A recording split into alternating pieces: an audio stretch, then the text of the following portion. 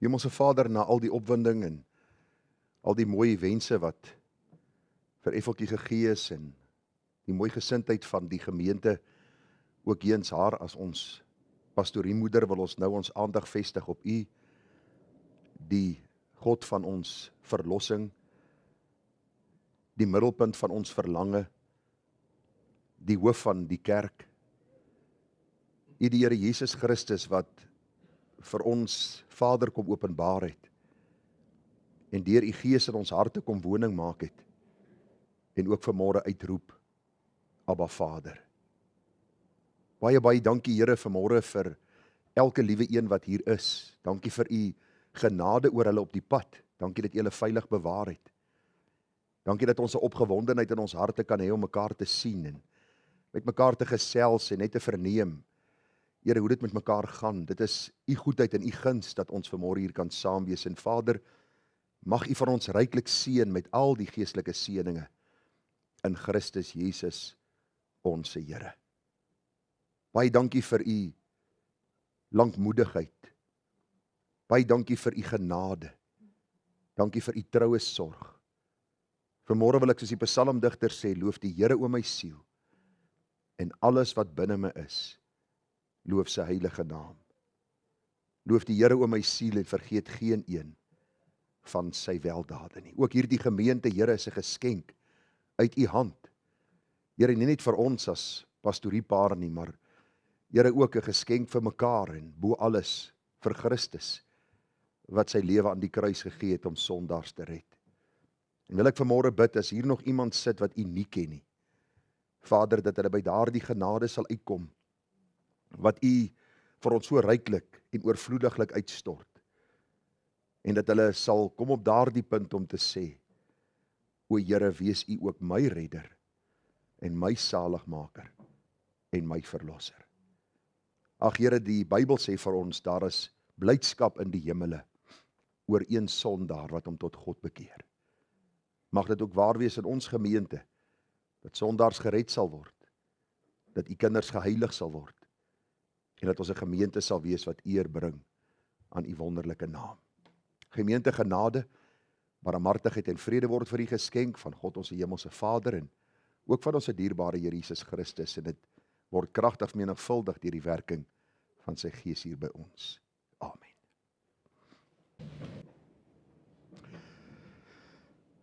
Nou vriende, ek vra U dat die woord van die Here vanmôre saam met my oop sal maak, weer by Kolossense die 3de hoofstuk. Kolossense die 3de hoofstuk, ek gaan 'n kort oorsig hanteer oor verlede week se boodskap. Net so 'n kort oorsig hanteer. Ons het verlede week bietjie gekyk na die gedagte van sterwe om te lewe. Ek het vir U gesê, dis soos 'n paradoks. Dit klink vir ons na iets wat nie sin maak nie. As jy lewe, leef jy. As jy dood is jy dood.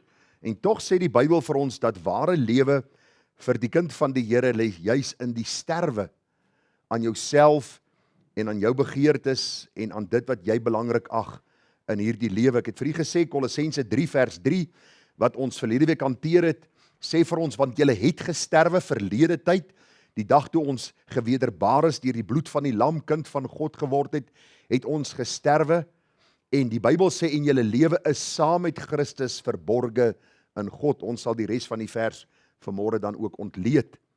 Ek het vir U gesê, dis 'n Bybelse beginsel, die sterwe om te lewe.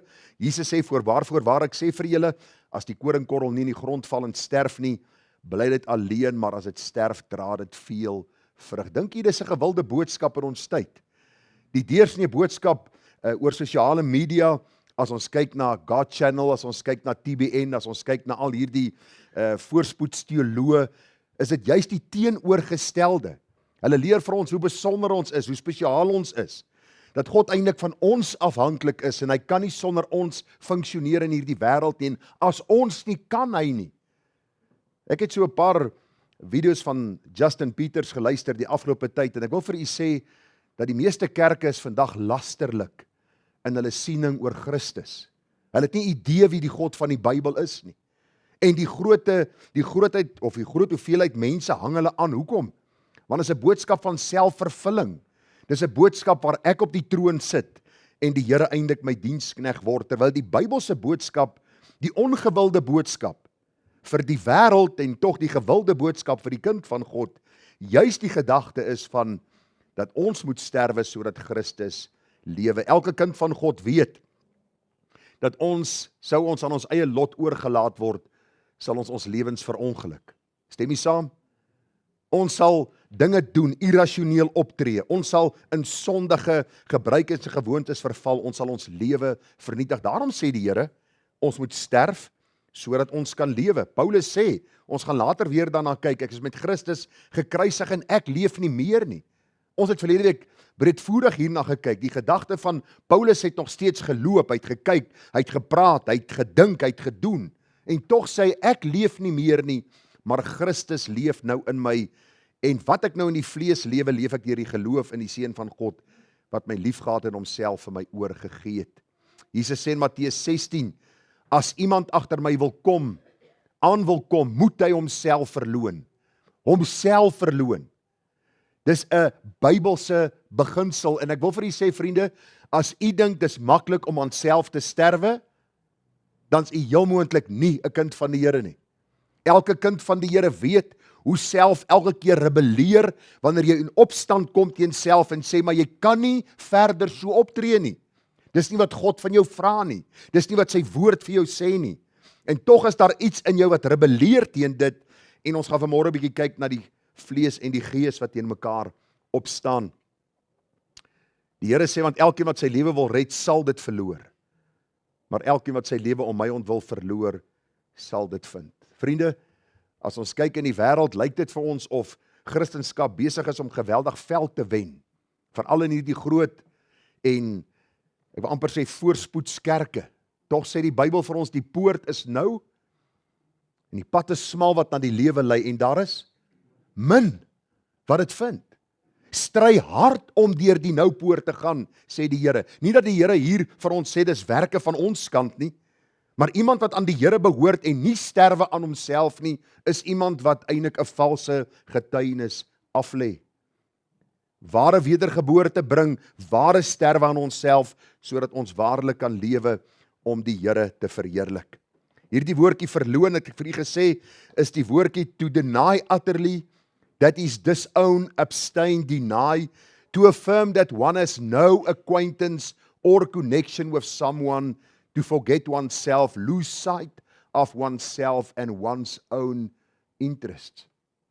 Die hele gedagte, onthou u vir Petrus, hy het 3 maal verloon en gesê, ek ken Christus nie. Dis dieselfde gedagte, dieselfde woord wat gebruik is.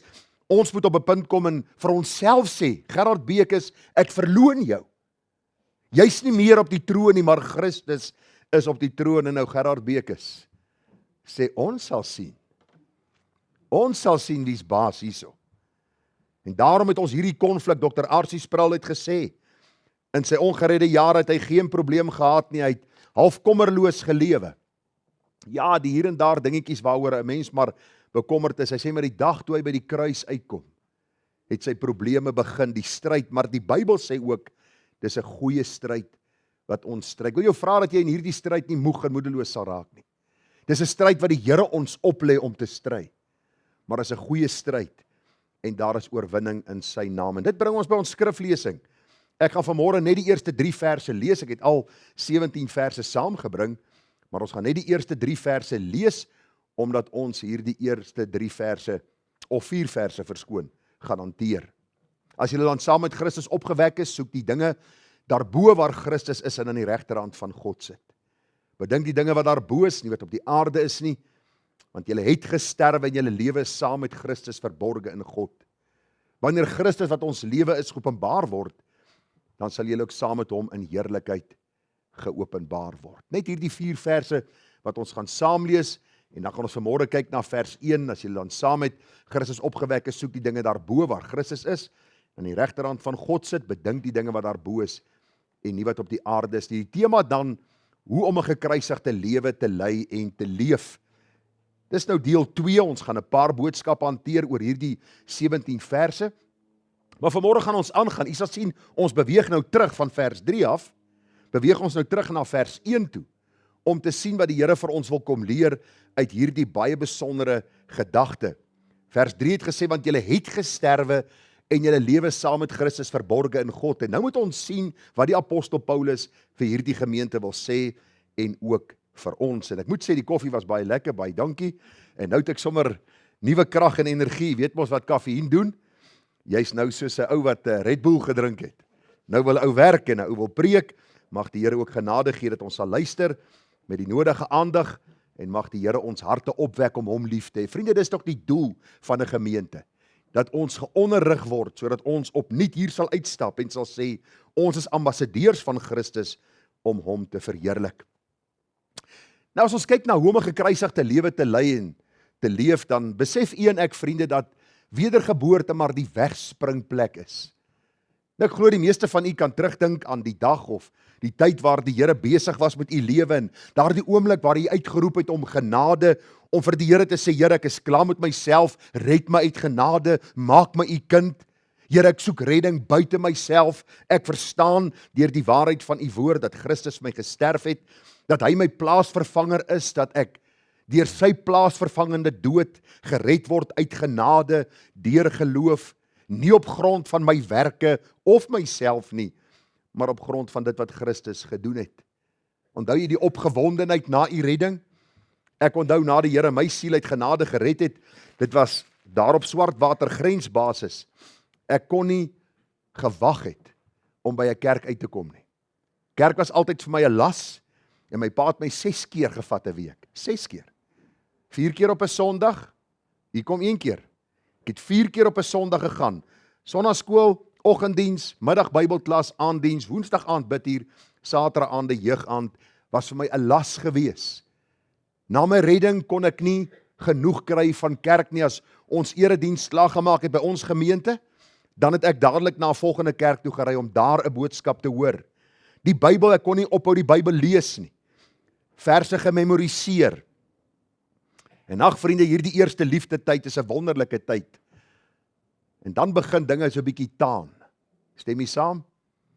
Dan begin ons agterkom, maar daar is so 'n bietjie laste en sorge wat ons dra, saam met hierdie opgewondenheid. Vereers was die opgewondenheid so oorweldigend, dat die ander goed ons nie veel geplaat nie. En so met tyd begin dinge bietjie taan, en ons begin so bietjie meer om ons kyk, soos Petrus na die storms gekyk het. En dan begin ons sonde in ons lewe agterkom. Maar na eerste paar dae, weke, amper maande, asof jy op hierdie wolk loop, so 6 duim bo die grond. Die lewe is 'n lied. Al wat jy sien is die heerlikheid van die hemel. Jy kan nie wag vir die dood nie, want jy wil Christus in sy heerlikheid sien, om hom vir hom dankie te sê vir hierdie verlossing. En dan word 'n week 'n maand, en 'n maand word 6 maande, en 6 maande 'n jaar, en 2 jaar, en 3 jaar. En jy begin agterkom, hier's fout. Jy begin agterkom, luister, ek verloor my hier meer. En dan is die eerste vraag wat jy vir jouself vra, is ek gered? Hoekom is dit die eerste vraag wat ons vra? So asof God ontrou raak.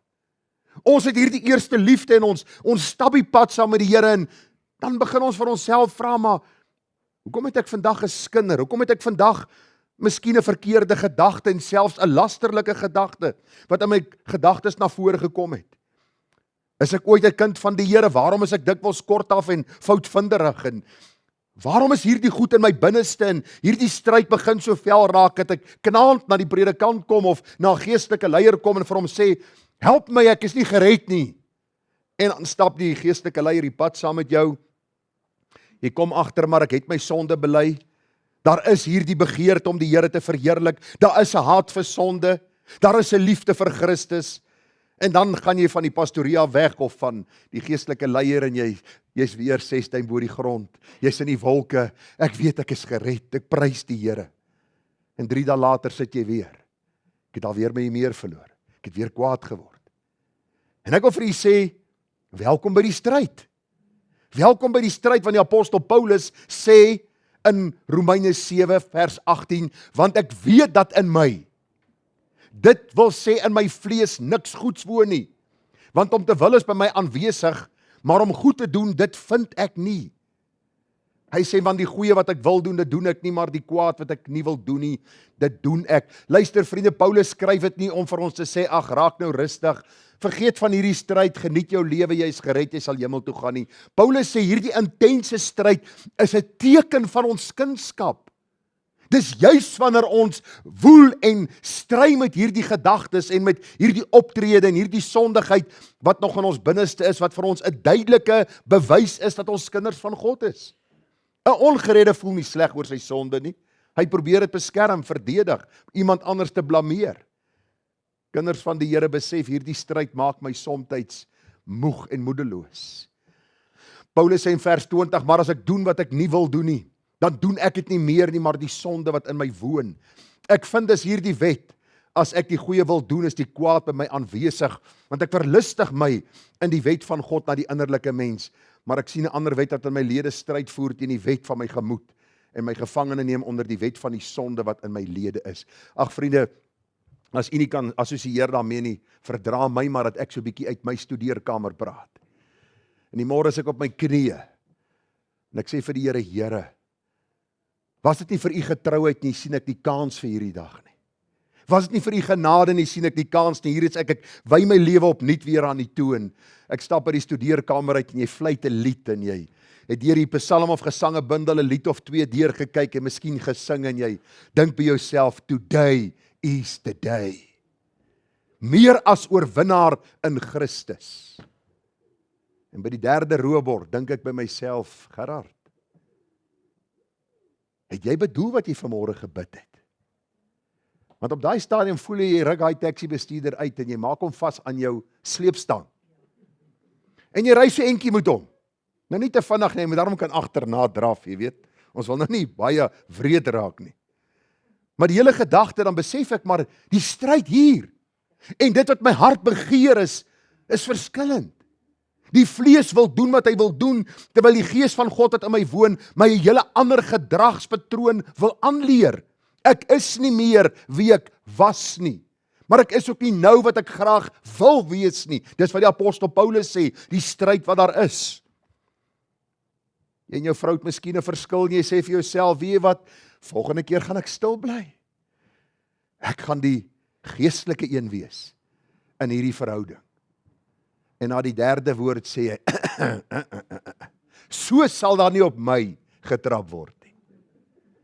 En hierdie stryd in ons binneste gaan aan soos in die apostel Paulus se lewe, en hy het nie eens 'n vrou gehad nie. Nou moet jy weet, en as Paulus nou hier by my kon wees, sou hy vir my gesê het, nou moet jy nie inlees in die Bybel wat daar nie staan nie.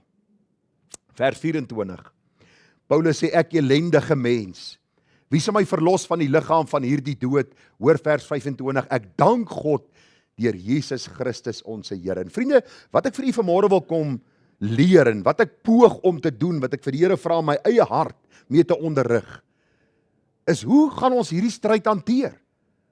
Want u sien, as baie stemme wat vandag opgaan, en ek kom uit 'n kerk wat hierdie boosheid vir ons kom leer het, en wat mense eintlik in hierdie hartseer situasie laat aangaan het, dat hulle in moedeloosheid op moedverloorse vlakte gesit het, en een van hulle was my eie ma gewees.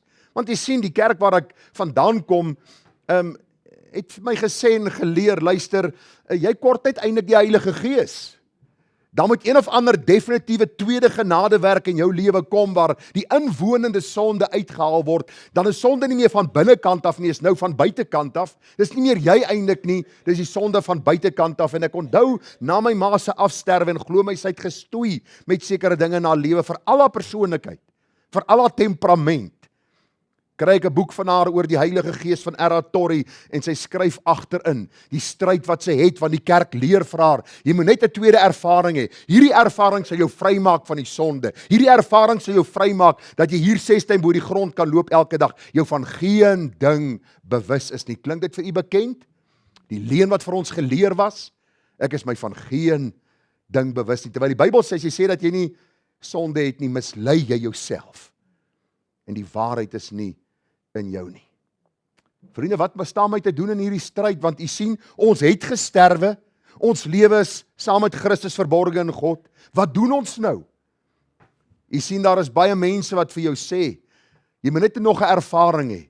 nog net 'n belewenis hê. Ander ouens sê weer vir jou, as jy in een of ander bonatuurlike taal praat, as jy miskien in die gees val, as jy ervarings beleef, week na week of maand na maand, sal jy in hierdie geestelike stryd oorwinning behaal.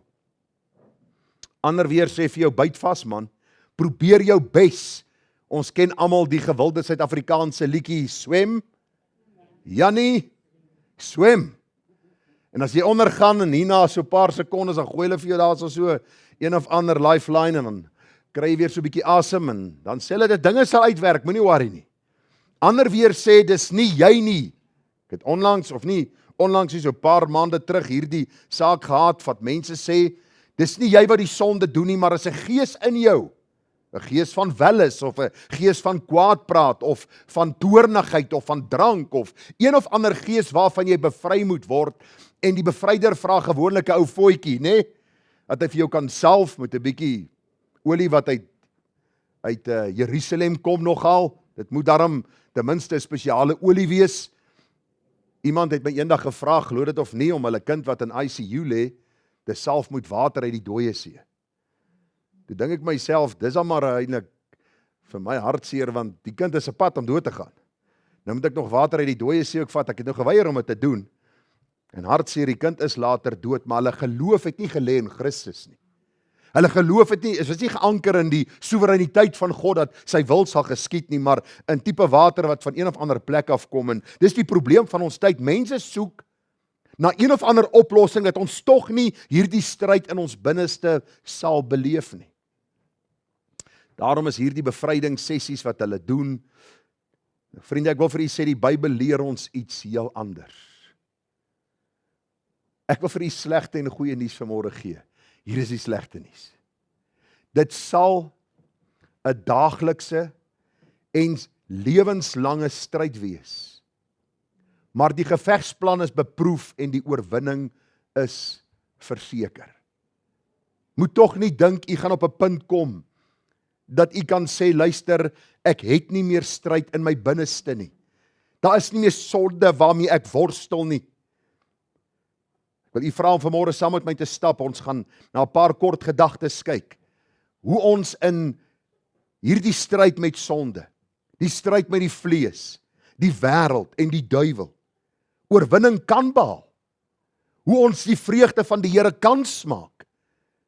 En wanneer ons gestruikel en gefaal het, hoe ons dan kan opstaan met die sekerheid dat die Here wat 'n goeie werk begin het, dat hy dit sal volëindig. Die eerste gedagte, ons gaan nou terug van vers 3 na vers 1 toe.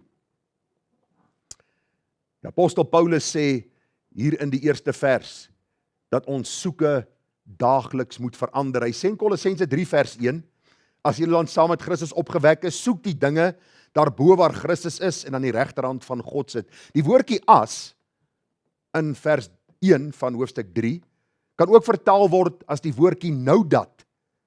Nou dat julle saam met Christus opgewek is, soek die dinge daarbo. Die Engels sê, since you were raised together with Christ, keep on seeking the things above.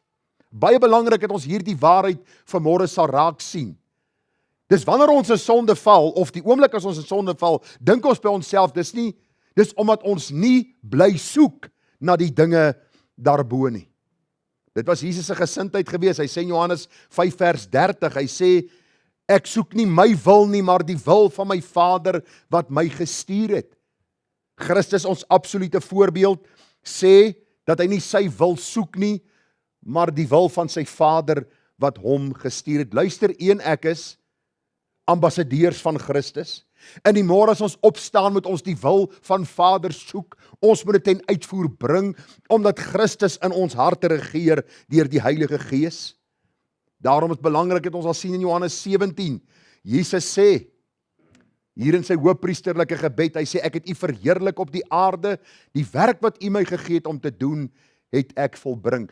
Ek wil gou vir u help om net hier saam met my te verstaan wat die Bybel vir ons wil sê. In die môre as jy opstaan, of jy nou 'n predikant is, en of jy nou 'n ambagsman is, of jy 'n rekenmeester is, of jy 'n polisieman is, of jy 'n mynwerker is, of jy wat ook al is, Jou fokus in die môre as jy opstaan, moenie wees, ek het hierdie vergadering, ek het daai ding om te doen, ek het hierdie ding om te doen, ek moet by daai plek wees, ek moet hierdie ding afhandel nie. Nee, my soeke moet wees, hoe gaan ek vandag God verheerlik in hierdie vergadering? En by hierdie afspraak wat ek moet nakom, en in hierdie gesprek wat ek met hierdie mense sal hê, en in hierdie taak wat ek moet afhandel. Jy sien vriende, dit gaan oor my soeke om die dinge daarbo te bedink. Christus se absolute missie was gewees om sy Vader te verheerlik, want hy het nie gesoek om homself te verheerlik nie, maar sy Vader. Hy sê die werk wat die Vader hom gegee het om te doen, het hy volbring, vers 5, en nou Vader, verheerlik my by u self met die heerlikheid wat ek by u gehad het voordat die wêreld was. Vader, ek wil dat waar ek is, hulle wat u my gegee het, ook saam met my wees, sodat hulle my heerlikheid kan aanskou wat u my gegee het, omdat u my lief gehad het voor die grondlegging van die wêreld. Christus se absolute gesindheid was nie om sy wil ten uitvoer te bring nie, maar juis om Vader te verheerlik. En ons sien dit baie, baie duidelik in die lewe van die Here Jesus Christus. Die woordjie soek. As jy dan saam met Christus opgestaan het, soek die dinge daarbo. Soek, hierdie woordjie is in die teenwoordige tyd geskryf en dui op 'n deurgaanse, ernstige en aanhoudende daaglikse soeke na die dinge van die Here. Nou, ons almal wat hier sit, het al iets belangriks verlê. Stem jy saam? Praat nou nie van die bril op jou kop wat jy vir 10 minute na soek. En as jy amper hier in radeloosheid vir jou vrou vra, waar die ongeluk is my bril? It's not inside, it's on top. Okay, jy ken mos daai, okay, vir die ouer mense wat die advertensie ken, dankie dat u saam gelag het daaroor. Die jonger mense moet daai advertensie gaan kyk, nogal goed. Maar die hele gedagte wat ons hier sien is, dis 'n deurganse soeke. Dis 'n deurganse en aanhoudende daaglikse strewe. En as jy iets verlê, gaan soek jy daarna. 'n Vrou wat haar ring miskien verlê het, of iewers te neergesit het, begin soek daarna. En sy keer amper die huis om, want sy soek haar ring. Haar man het hom vir haar gegee, haar verloofring met haar trouring. Sy wil dit graag dra as 'n teken dat sy getroud is, dat sy aan hierdie man lojaal is, dat sy lief is vir hom. Dis vir haar iets wonderliks om te dra. En dieselfde hier. Die Here sê vir ons, soek die dinge daarbo. En nou belangrik vriende, dat u dit sal sien. Die klem lê nie op die soek nie, maar waarna gesoek word. Wat sê die Bybel vir ons? As jy dan saam met Christus opgewek is, soek die dinge daarbo waar Christus is. Daar is mense wat hulle lewe lank soek, maar hulle kom nie uit by dit waarna hulle soek nie. As jy hulle vra waarna soek hulle, dan sê ek weet nie. Nou wat soek jy? Ek weet nie. En dis geestelik verseker ook so. Party mense soek ervarings, belewennisse soos ons reeds vir u gesê het, terwyl die Bybel vir ons sê, soek die dinge daarbo. Die fokus is nie nog 'n ervaring en nog 'n belewenis en nog 'n uitdrywing en nog 'n geesvervulling en allerhande snaakse goed wat mense aan ons vandag wil verkoop as 'n goedkoop alternatief vir die daaglikse sterwe aan jouself, die kruisopname en die volg van Christus nie. Die Here Jesus self sê in Matteus 6:33, wie gaan nog gou vir my quoteer? Daar sê hy, maar soek eers die koninkryk van God en sy geregtigheid, en al hierdie dinge sal vir julle bygevoeg word. Die meeste mense, vriende, soek eers al die dinge waarvan die B gedeelte van hierdie vers vir ons sê. En dan kom hulle later agter, dit bring geen vervulling nie. Luister, ek het nog nooit iemand op 'n sterfbed gesien, glo my, ek het al so 120 mense omtrent begrawe in my bediening. Ek was by hoeveel sterfbeddens. Ek het nog nie een iemand op hulle sterfbed gekry, ryk of arm, wat vir my gesê, dominee, ek wil net vir jou sê, ek het dan maar goed by mekaar gemaak. Ek moet vir jou sê, as 'n paar huise, vakansiehuise, die kinders gaan dan maar lekker lewe. Party van hulle het vir my gesê, ek sal alles gee, as ek net nog 'n rukkie kan lewe. Daarom sê die Bybel, soek eers die koninkryk van God. Al die ander goed gee die Here vir ons. En as die Here vir ons groot welvaart gee, soos hy vir Abraham, Isak en Jakob gegee het, dan kom daarvoor. As die Here vir my stryd, beproewing, hartseer, pyn en selfs siekte oplê, eer ons hom, maar sy koninkryk bly ons fokuspunt. Daarom is belangrik dat ons sal sien, dat die Bybel sê soek eers die koninkryk van God. En nou baie belangrik, hoekom moet ons soeke eers die koninkryk van God wees? Want ons, u moet tog nou vir my sê. Julle kan nie nou al slaap, ek het nou net begin. Waarom moet my soeke die koninkryk van God? Dis in die Bybel sê ons burgerskap. Dis net logies. Ons burgerskap is in die hemele, daarom is ons soeke na die hemelse dinge. Soek eers die koninkryk van God. Hoekom sal 'n kind van God die dinge van die koninkryk soek? Want hy's nou 'n burger van die koninkryk van God. Die Bybel sê van waar ons ook ons verlosser verwag, Jesus Christus, wat ons vernederde liggaam van gedaante sal verander om gelykvormig te word aan sy verheerlikte liggaam volgens die werking waardeur hy ook alles aan homself kan onderwerp. Praktiese voorbeeld, vriende, baie keer as ek gaan golf speel nou, meeste van u wat al golf gespeel het, weet, ek weet nie wie daai game uitgedink nie. Ek het eendag 'n dingetjie gelees, nou ek glo nie is waar nie, maar hulle sê, golf was invented by Calvinistic Scots to punish men for their sins. En toe ek het lees, toe dink ek, daar is definitief bietjie waarheid hierin. Maar wanneer jy golf speel, en jy begin, jy mik soontoe, want dis waar die vlaggie sit, maar die bal eindig daar, en jy dink by jouself, hierdie ouens wat saam speel, moet die evangelie hoor. En jou vlees sê nou vir jou, nou moet jy ietsie sê, want daai bal is definitief nie waar jy hom wil slaan nie. Dan het jy nodig om vir die Here te vra, Here, help my om die koninkryk te soek. Ek is in die eerste plek nie hier om golf te speel en dit te geniet nie. Ek is hier om u te verheerlik. Luister wat ek hier sê. Jy staan nie môre op om te gaan werk om 'n salaris te in nie. Jy staan op om God te verheerlik by jou werk en 'n salaris te in. Dis waaroor dit gaan. As jy ontspan en jy het 'n lekker braai by vriende, dit gaan nie oor die lekker vleis wat die ou braai en die mooi huis wat hy het en die uitsig wat hy het nie. Dit gaan op die einde van die dag oor hoe gaan ek God verheerlik in hierdie braai of by hierdie braai geleentheid, in hierdie gesprek wat ek het. Dis waaroor dit gaan. En jy sien, dit gaan oor die soeke.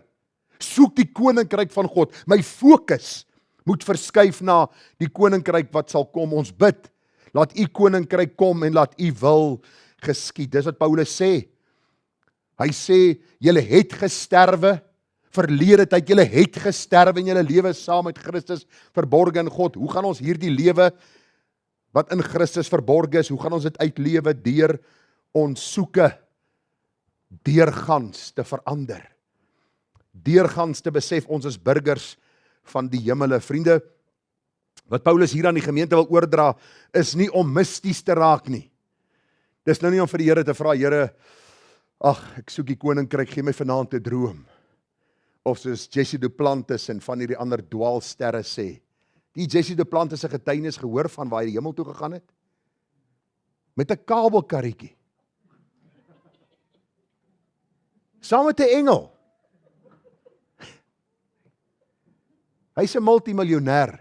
Die miljoene betaal geld in sy rekening in.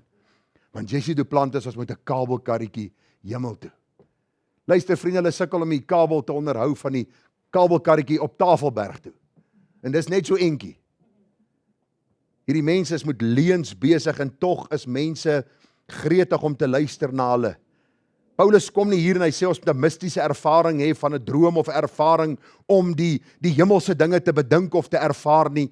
Maar dit gaan oor 'n konstante besig te wees op hierdie aarde met wat ek daagliks moet doen in die lig van die heerlikheid hierna. Om dan ook hierdie waarheid dan in my lewe te sien en te beleef. 'n Praktiese hoofstuk in die Bybel wat dit vir ons leer, Hebreërs 11. U ken almal die geloofshoofstuk. Die geloof is 'n vaste vertroue op die dinge wat ons hoop, 'n bewys van die dinge wat ons nie sien nie. Hoor wat sê vers 2, want daardeur het die mense van die ou tyd getuienis ontvang. Hoor gou wat sê vers 9. Deur die geloof het hy Abraham as vreemdeling gaan woon in die land van die belofte, soos in 'n vreemde land en in tente gewoon met Isak en Jakob, die mede-erfgenaam van dieselfde belofte, want. Onderstreep in die Bybel sekere woorde, want, omdat, sekere woorde, en ek sien hoe verbind hierdie een vers, die ander vers aan mekaar, dat die vloei duidelik sigbaar word. Abraham het alles gelos, want hy die stad verwag wat fondamente het, waarvan God die boumeester en oprigter is. Dit was nie eens oor die land Kanaan, waaroor Abraham opgewonde was nie. Hy het geweet, daar's nog iets beter as Kanaan. Luister kind van die Here, u wat vanmôre hier sit, en jy het 'n geweldige stryd in jou geestelike lewe. 'n Stryd miskien in jou eie siel met sonde, miskien 'n stryd met mense, familie, vriende, man, vrou, bure, werkskollegas. Dan wil ek jou vra, begin die dinge soek daarbo, waar Christus is en aan die regterhand van God sit. Begin jou hart rig na die heerlikheid wat vir jou en my voorlê, met Christus wat sal regeer, en daar sal nooit weer smart en pyn wees. Hoor gou vir Moses. Deur die geloof is Moses na sy geboorte deur sy ouers 3 maande lank weggesteek, omdat hulle gesien het dat die seentjie mooi was, en hulle het nie die gebod van die koning gevrees nie. Vers 24, deur die geloof het Moses, toe hy groot geword het, geweier om die seun van Farao se dogter genoem te word, omdat hy verkies het om liewer sleg behandel te word, saam met die volk van God, as om 'n tyd lank die genot van die sonde te hê. Ek dink as ons die meeste jong mense vanmôre hier moet laat staan in 'n ry, en dan die middeljariges agter hulle en die ou mense agter hulle, sal die meeste sê, Moses, jy is stupid.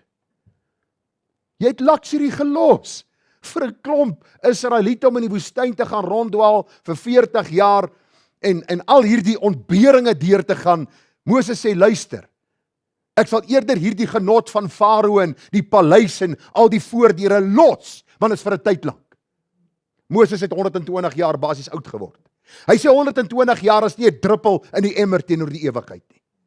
Ek wil u vra dat u die gedagte sal sien. Hy het groot geword in hierdie huis van Farao.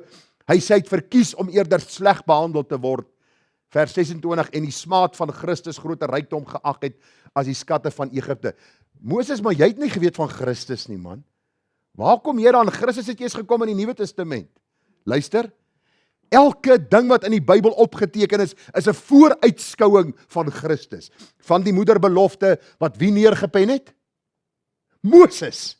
Hy het Genesis geskryf, hy het Exodus geskryf, hy het Levitikus geskryf. Moses, die skrywer van hierdie boeke, het vooruit gekyk na die offer en die heerlike stad wat God gaan voorberei. Moses het geweet Egipte se paleis sal geskit word deur die God van hemel en aarde. Egipte is vandag definitief nie meer hierdie wêreldryk wat dit daar in die tyd was nie. Want God het hulle kom breek. Want daar is een God. En dis die God van die Bybel. Moses kyk verby die skatte van Egipte en hy sê, hy sien uit na die beloning. Vers 27, deur die geloof het hy Egipte verlaat sonder om die toorn van die koning te vrees, want hy het volgehou soos een wat die onsienlike sien. Nou wil ek u gou vra, was Moses 'n volmaakte man? Onthou jy wat gebeur het met Moses?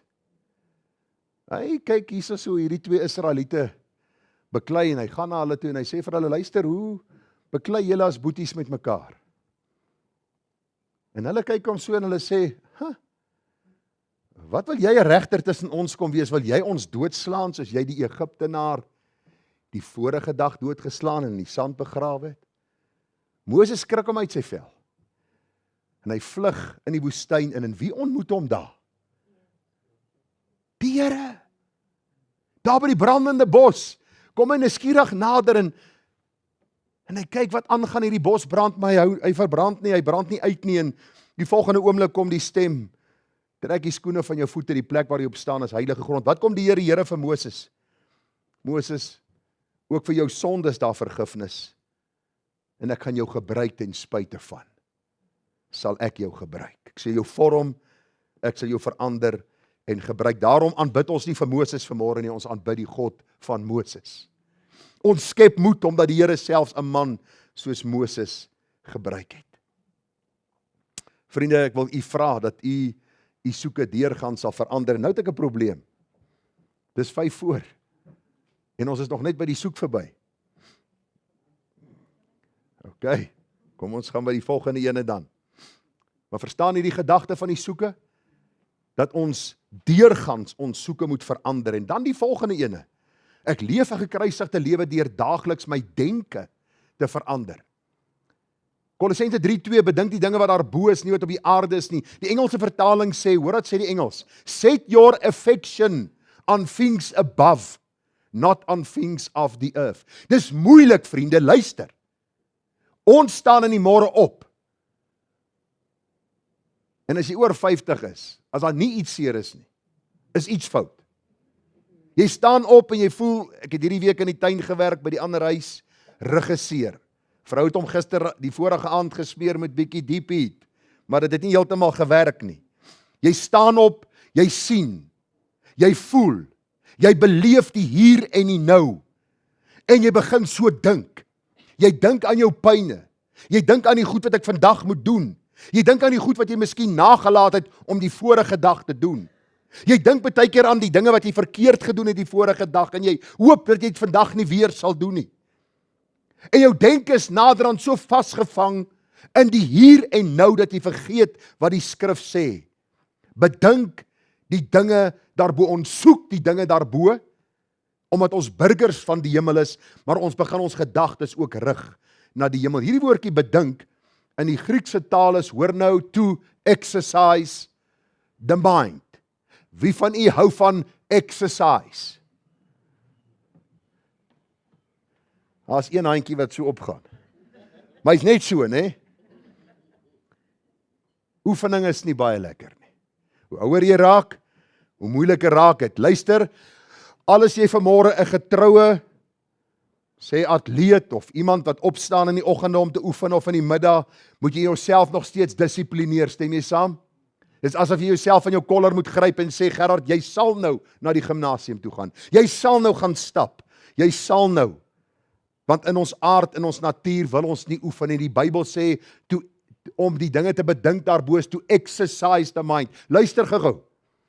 As jy die dinge daarbo gaan begin bedink, gaan jou gedagtes rondhardloop. Ek wil vir u sê, dit gaan lyk soos spitsverkeer in Hielbrouw. Met geen robot wat werk nie. Hier, tussen jou twee ore. Jou kop gaan hier hardloop, jou gedagtes so, en jy gaan sê, ek het gister gehoor, die Here sê, ek moet die dinge bedink daarbo. Ek stoei om die dinge te bedink daarbo. En dit gaan hardloop, dit hardloop rond, en naderhand dink jy by jouself, maar gaan dit nooit ophou nie. Goeie nuus, gaan, as jy dood is. Tot dan, kom ons bedink die dinge daarbo. Daar in my studeerkamer is ek besig om verse te memoriseer. Na al die jare wat ek die Here dien, probeer ek van vooraf my opnuut dissiplineer om gedeeltes te memoriseer in die Bybel. Waarom? Want my gedagtes is ook soos Hielbrouw se verkeer in die middag, wanneer geen robot werk nie. Dit hardloop hierdie kant toe, hierdie beplanning, daai ding wat gedoen moet word, hierdie ding wat ek nie gedoen het nie. En in hierdie proses vergeet ons dat ons burgers van die hemel is, wat ons gedagtes moet rig na die hemelse. Hy sê to exercise the mind, hierdie woordjie bedink beteken to entertain or have a sentiment or opinion, by implication to be mentally disposed, intensively to interest oneself, set the affection on, be of one, be of the same mind. Spurgeon het gesê, luister, hy was besig om sy gemeente so met die woord te voed, as hy een van sy gemeentelede sou sny, sou hulle Bybelverse gebloei het. Is een van ons vanmôre so? Is ons gedagtes gevul met die nietighede van hierdie lewe? Ons is op pad na heerlikheid toe. Mag ons meer ons gedagtes vestig op hierdie heerlikheid. Paulus sê dit, ek gaan dit net vir u vinnig noem. Verder broeders, alles wat waar is, wat eerbaar is, wat regverdig is, wat rein is, wat lieflik is, wat loflik is, wat deeg en wat lof ook mag wees, bedink dit. Die Engels sê dwell on these things. Nou ek weet die meeste van u hou daarvan om te top oor goed. Weet jy hoekom weet ek dit? Want ek doen dieselfde. Ons kan top oor 'n ding, veral as iemand ons te nagekom het. En dink ons by onsself, ek wou nog vir hulle dit gesê het, hoekom het ek nie dit gesê nie? Was ek stupid geweest? Ek moes aan hierdie ding gedink het. En ons stop oor 'n ding, en ons stop oor 'n ding, en 'n halfuur later is ons so diep in 'n gat van depressie, dat niemand en niks om ons mee saak maak nie. Die Bybel sê vir ons eenvoudig, dwell on these things. Hoe hanteer jy iemand wat jou te nagekom het? Bedink die dinge van die Here. Die Here sê verdra mekaar en vergewe mekaar. Die Here sê dat daar geen wortel van bitterheid in jou hart opkom nie. Die Here sê 'n man wat sy toren laat uitborrel soos 'n stad wat nie 'n muur op het nie. En so quoteer jy vers en jy begin die gedagtes bedink daarbo. Want jou soeke is om God te verheerlik. Jou ewige tuiste is daar waar die Here in sy heerlikheid is. Dr. Martin Lloyd-Jones sê, the disciples' main problem was that they failed to think. Instead, they allowed themselves to be controlled by circumstances. The trouble with most people is that they will not think. Instead of thinking, they sit down and ask, what is going to happen to me? What can I do? That is the absence of thought. It is surrender. It is defeat. Thinking is the very essence of faith. Om die dinge te bedink daarbo is nie om oor jouself te dink die hele tyd. Hoe gaan dit my beïnvloed? Hoe gaan ek te nagekom word daardeur? Hoe gaan ek 'n voordeel kry hieruit nie? Dis nie me, myself and I nie. Luister, daarom sê die woordjie bedink, to exercise the mind. Dit sal jou so moeg maak as jy in die aand in die bed gaan lê. Dan slaap jy net. Ek is moeg gedink. Ek wil nou doedoe. Hoe sê ander ou, dan begin die gedagtes werk en dan moet 'n mens dit vervang met die skrif. God se woord wat wonderlik en kosbaar vir ons is. Hoor wat sê die Here vir die man Josua voor hy die land Kanaan in besit gaan neem. Dink jy dit is 'n groot stap gewees om die leierskap by Moses oor te neem? Dink jy dit was 'n groot rol wat hy moes vervul het? OK, jy stem my saam. Dink jy daar was vrees by hom toe hy dink hy moet nou hierdie klomp mense in Kanaan moet hy gaan beveg? Dink jy so? OK, ons almal op dieselfde bladsy. So het dit nie maklik gemaak nie. So daar was miskien vrees en spanning en sekere gedagtes, sou ons dit maak, sou ek 'n goeie leier wees? Sal ons nie doodgemaak word deur die vyande nie? En hoor dat kom die Here en wat doen hy met Josua? Josua 1 vers 8. Hierdie wetboek mag nie uit jou mond wyk nie, maar bepeins dit. Bepeins dit dag en nag. To exercise the mind. Dag en nag. En dan die rede. Vat jou Bybel, onderstreep hierdie goed. Vat 'n highlighter, trek hom deur hierdie woorde sodat jy 'n groen of 'n rooi of iets wat uitstaan. Sodat jy nou geset kan handel volgens alles wat daarin geskrywe staan, want dan sal jy in jou weë voorspoedig wees en dan sal jy met goeie gevolg handel. Vriende, iemand wat nie aan die Here behoort nie sal by hulle self dink, Gerard praat klaar dat ek kan gaan koek eet. Daai platters het great gelyk. Ek wil nie verder hoor van hierdie soeke en bedink en wat se stories praat jy? Ongeredde mense stel nie belang in hierdie goed nie. Vir hulle gaan dit oor ek wil die lewe geniet. Wat kan ek uit hierdie lewe kry om my lewe makliker te maak? As jy vanmôre 'n kind van die Here is, besef jy presies, dit is wat kort in my en jou lewe. Ons bepeins nie die woord genoeg nie. Daarom handel ons nie nou geset nie. En ons pas nie altyd toe dit wat ons in die skrif kry nie. Hoor wat sê die Here in Psalm 1 en ek gaan nou afsluit. Koffie begin uitwerk. Psalm 1 vers 1. Welgeluksalig is die man wat nie wandel in die raad van die goddelose en nie staan op die weg van die sondaars en nie sit in die kring van die spotters nie, maar sy behaag is in die wet van die Here en hy oordink sy wet dag en nag. Nou het Ria die baie mooi gediggie gelees of die brief van die vroutjies vir Ethel. Nou as ek vir Etheltjie sien, dan sien ek haar in die kamer. Sy is besig om nou deur haar Engelse Bybel te lees. Dan sien ek hoe sit sy op die bed met die kussing en die Bybel bo-op. En sy lees hoofstuk na hoofstuk na hoofstuk, al die jare. Die vrug wat sy dra, is die vrug van die woord wat sy bedink. Is sy vir u 'n voorbeeld? Sy is vir my een. En ek sê vir die Here dikwels, dankie dat u haar daardie jare nog voor die wêreld geskape is, toe nog net God in sy heerlikheid bestaan het, bepaal en beskik het dat ek haar sal ontmoet, om saam met my hierdie pad te stap, om die Here lief te hê. Sy praat nie baie godsdiens met ander en vertel hoe wonderlik sy is en wat sy gelees het en hoeveel preke sy geluister het en sy so geestelik hoog en daarbo nie. Sy leef dit En dis die getuienis wat sy uitdra na my toe. Is hy volmaak? Verseker nie. Ek en sy kyk mekaar ook baie keer so met 'n oog aan. Maar die gedagte is, bedink die dinge daarbo. Hoe gaan ons die dinge bedink daarbo? Lees die woord. Bepeins die woord wat jy gelees het, want die Bybel sê, dan sal jy wees soos 'n boom wat geplant is by waterstrome. En wat wonderlik is, as die man en die vrou en die kinders hierdie gewoonte aanleer om die woord te oordink en daaroor te praat en te bepeins, wanneer daar 'n kwessie in die huis kom, sorteer jy dit uit op 'n Bybelse manier. As ons die Bybel nie lees nie, kan ons dit nie Bybels uitsorteer nie. Dan is ons op 2 planete. Dan gaan ons veg vir onsself. Dis presies waaroor hierdie gedeelte gaan. Sterwe om te lewe. Sterf aan jouself. As jy wil wees as 'n boom wat geplant is by waterstrome wat sy vrugte gee op sy tyd, waarvan die blare nie verwelk nie. Bepeins God se woord. Psalm 119. Hoe lief het ek u wet. Dit is my bepeinsing die hele dag. Elke kind van die Here vanmôre sal hier met my kan saamstem, ons het God se wet lief. Maar ek dink almal sal met my kan saamstem, ons bepeins dit nie genoeg nie. Ons lees dit en dikwels vergeet ons dit. Ons bepeins dit nie. U gebooie maak my wyser as my vyande, want hulle is myne vir ewig. Ek is verstandiger as al my leermeesters, want u getuienisse is my bepeinsing. Een gedagte waarmee ek gaan afsluit, iemand het eendag gesê, watch your thoughts, they become words. Watch your words, they become actions. Watch your actions, they become habits.